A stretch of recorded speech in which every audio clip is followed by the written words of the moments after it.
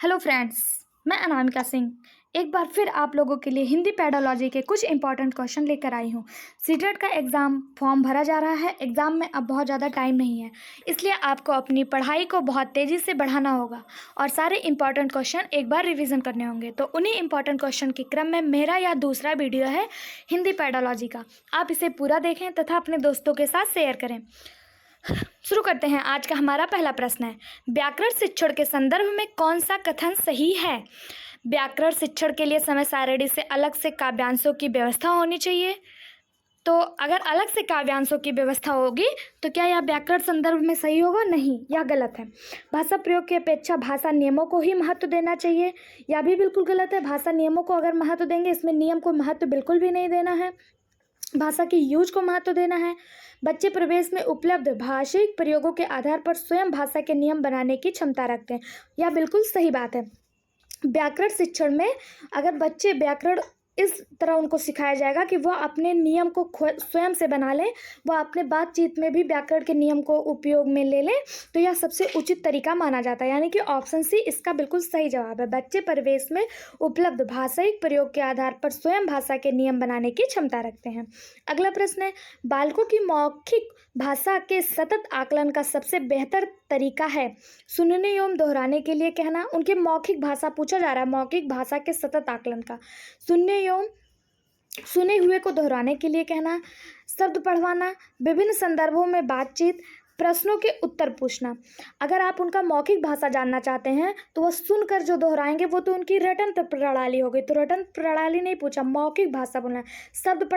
शब्द पढ़वाना मौखिक भाषा से कोई मतलब नहीं है। अगर आप उनके मौखिक भाषा को बहुत विस्तृत रूप से जानना चाहते हैं तो विभिन्न संदर्भों में बातचीत करवाना, यानी वो किसी टॉपिक पर बोलने के लिए उनको कहिए, वो अपने मन में उनके मन में जो चल रहा है वो उस टॉपिक को लोगों के सामने अपनी बात को कहें, तो उससे उनकी मौखिक भाषा का आकलन किया जा सकता है। तो ऑप्शन सी इसका सही जवाब है, विभिन्न संदर्भों में बातचीत करना। अगला है, सतत और व्यापक मूल्यांकन मुख्य रूप से बल देता है, मतलब किस पर बल देता है? सतत और व्यापक मूल्यांकन किस पर बल देता है?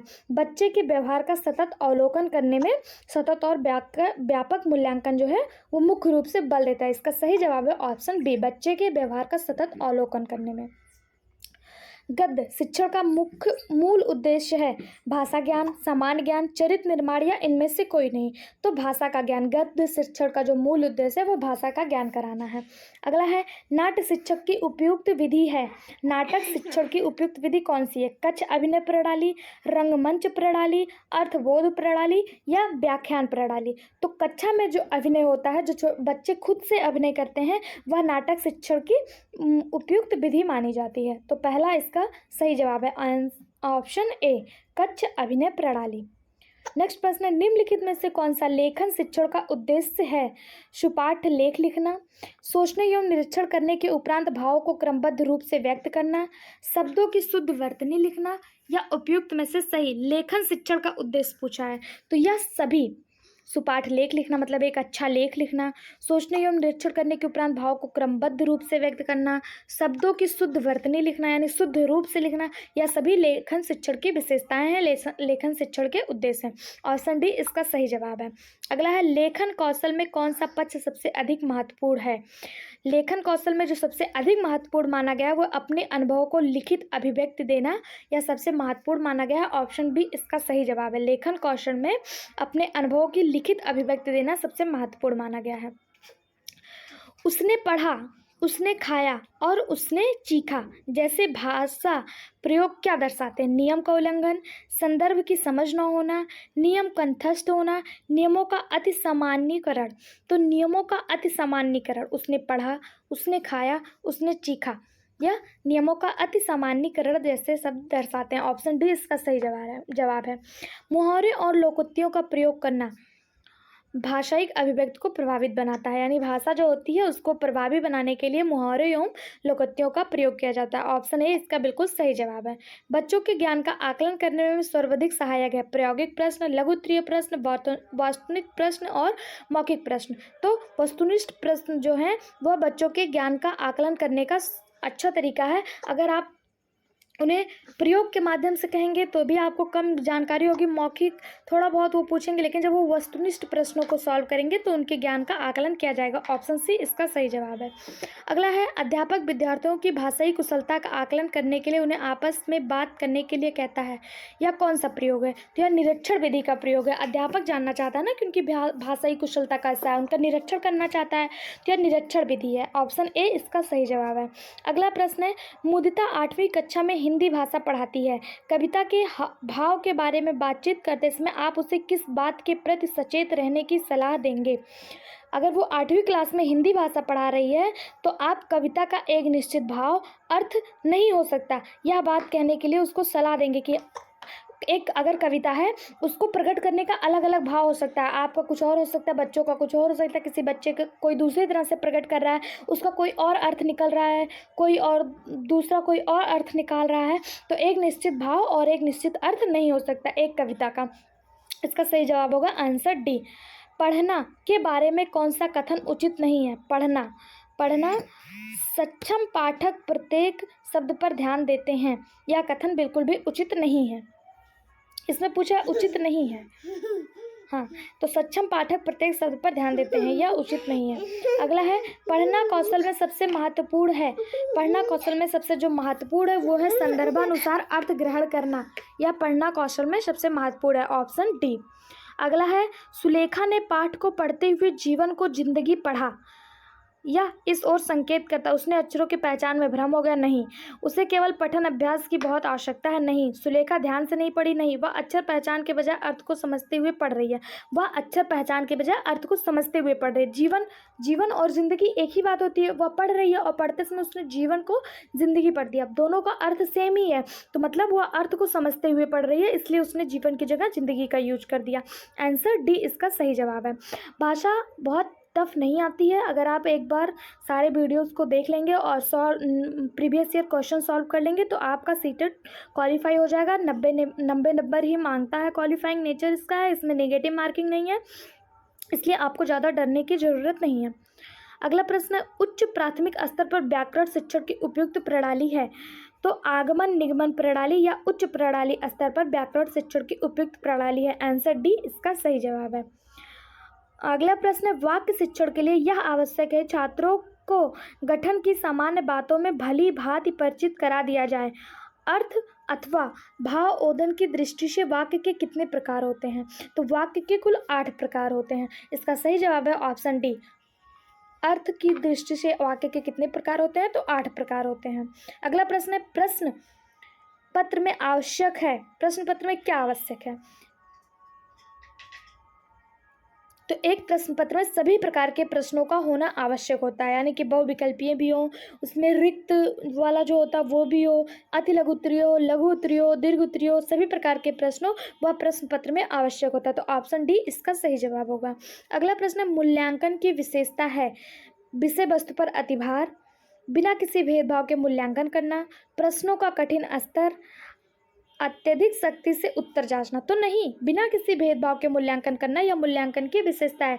किसी बच्चे को कम ज़्यादा आंक के आप मूल्यांकन नहीं करेंगे, आप किसी भेदभाव से काले गोरे का भेदभाव नहीं करेंगे, ऊंच नीच का भेदभाव नहीं करेंगे, सबका मूल्यांकन एक बराबर करेंगे, यह मूल्यांकन की विशेषता होती है। ऑप्शन बी इसका सही जवाब है।